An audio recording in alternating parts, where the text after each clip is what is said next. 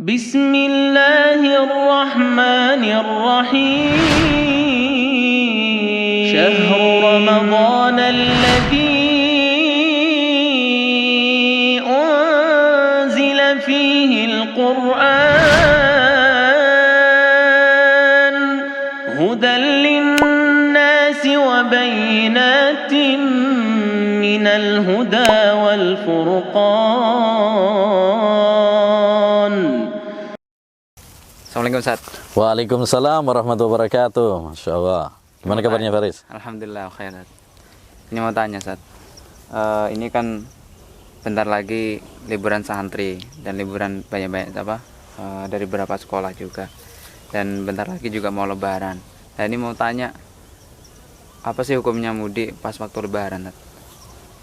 Dan dengar-dengar ini juga ada larangan mudik dari pemerintah. Iya.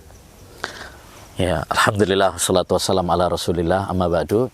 Ya, aslinya mudik itu kan masalah adat istiadat aja, tradisi, dan kaidahnya tradisi atau adat istiadat selama tidak bertentangan dengan agama Islam, maka boleh-boleh saja. Apalagi dengan mudik kita bisa pulang berbakti kepada orang tua, ya, menyambung silaturahmi, ya, berbahagia bersama mereka, ya, maka hukum asalnya boleh-boleh saja. Imam Ibnu Hajar al-Asqalani pernah mengatakan, idharus surur, ya, ayyamal id min sya'airiddin. Mengungkapkan kegembiraan, ya, di hari raya itu adalah termasuk syiar-syiar agama.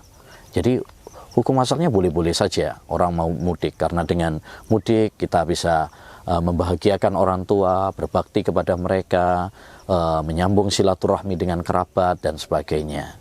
Hanya kalau sekarang pemerintah melarang karena kondisi, ya, karena kondisinya kan sekarang pandemi belum selesai, dan biasanya kalau pandemi itu kan rame, berjubel-jubel, lah itu yang diantisipasi oleh pemerintah.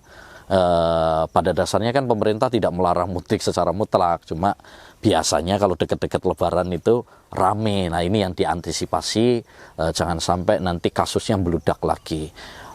Maka kebijakan-kebijakan pemerintah seperti ini ya harus ditaati, karena sebagai seorang muslim kita punya akidah, ya, yaitu kewajiban untuk taat kepada pemimpin, ya, dalam hal-hal yang bukan maksiat.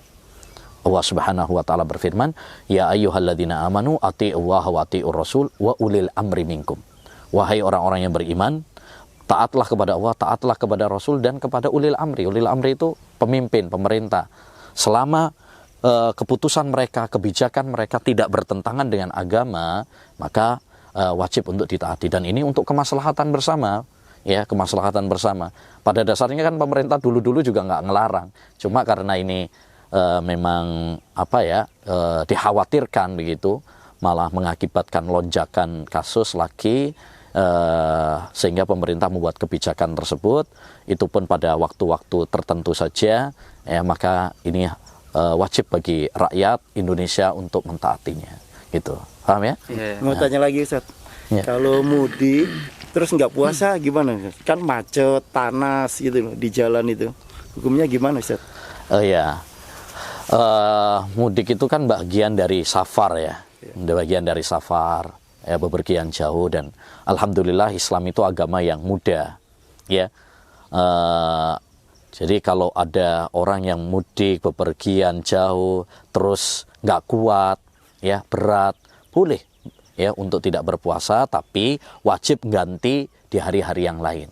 Ya, dalam Al-Quran Allah SWT mengatakan, faman kana maridan aw ala safarin fa'iddatu min ayyamin ukhar. Siapa di antara kalian yang safar atau sakit, maka boleh ganti di hari-hari yang lain. Cuma boleh, ya, bukan wajib loh, ya. Jadi tergantung kepada kondisi. Karena kadang orang itu bepergian, mudik, ada yang masih kuat. Nah, ada yang masih kuat, ya, mungkin naik pesawat, mungkin mobilnya AC, ya, ber-AC, enak, itu lancar, apalagi sekarang banyak tol, gitu kan, sehingga tidak memberatkan dia, ya udah, lanjut puasanya silahkan. Tapi kalau misalkan berat bagi dia untuk berpuasa, ya, maka boleh juga untuk tidak berpuasa, tapi wajib mengganti.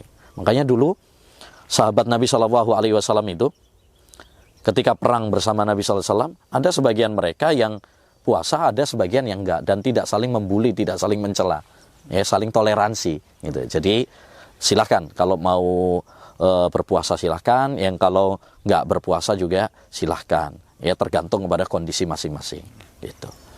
Faedah yang berkaitan dengan mudik apa aja yang bisa kita ambil? Ya, masya Allah, ya.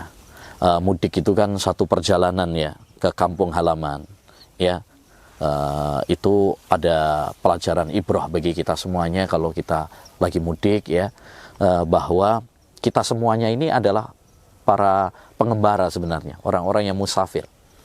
Rasulullah SAW pernah memperumpamakan kita di dunia ini seperti orang yang lagi mudik itu, pulang ke kampung itu, bepergian. Ya, kata Nabi, mali walid dunya, ma ana fid dunya illa karakibin istadhalla tahta syajaratin, ya, summa raha anha wa tarakaha. Ya. Apa peduliku dengan dunia? Tidaklah saya di dunia ini kecuali seperti seorang pengembara, orang yang bepergian, kemudian singgah di suatu tempat, transit sebentar, kalau sudah capeknya hilang, dia akan melanjutkan perjalanannya, meninggalkan tempat tersebut. Ya, kita lagi bepergian nih, ya, terus singgah sebentar, istirahat sebentar, pegel, ya, setelah selesai, ya, kita akan lanjutkan lagi. Nah, begitupun kita di dunia ini. Kita di dunia ini cuma mampir aja. Suatu saat nanti kita akan mati dan balik lagi ke kampung asli kita, yaitu kampung akhirat. Nah, itu yang perlu direnungkan oleh orang-orang yang sedang bepergian, oleh orang-orang yang sedang mudik, sehingga kita bukan hanya mengambil faedah dunia saja, tapi yang lebih penting daripada itu adalah kita mengambil ibrah, ya, yang mengingatkan kita kepada akhirat, ya, gitu. Jelas, ya? Nah, alhamdulillah, masya Allah. Demikian mungkin faedah hari ini, mudah-mudahan bermanfaat. Wassallallahu wasallam ala nabiyina Muhammad wa ala alihi wa sahbihi ajma'in. Assalamualaikum warahmatullahi wabarakatuh.